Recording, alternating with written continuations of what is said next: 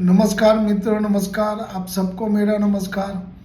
आज मैं आपको एक संतोष जी की बहुत बढ़िया एक रचना है। बंजर हो जा रही है, बंजर हो जा रही है दिल की जमी, सपनों को भी सूखने लगे हैं कहीं।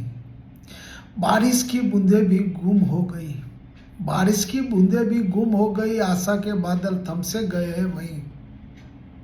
संतोष पहले बाहर थे, खुशबू का बसेरा, हर कोना था रोशन, हर दिन सवेरा। अब सन्नाटा है, बस वीरानी छाई है, चमन की हर कली जैसे सो गई हो कहीं। खुशियों की फसलें उगाने का दम था, पर वक्त ने जैसे छीन लिया सब हमेरा। मिट्टी भी अब दिल की नहीं रही उपजाऊ, नमी की जगह ले ली है सूखी जमीन है।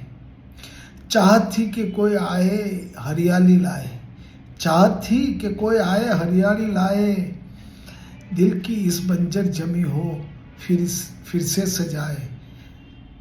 दिल की इस बंजर जमी को फिर से सजाए, मगर लोग आते हैं परदेसी बंद कर, छोड़ जाते हैं निशान जैसे कांटे घटकर।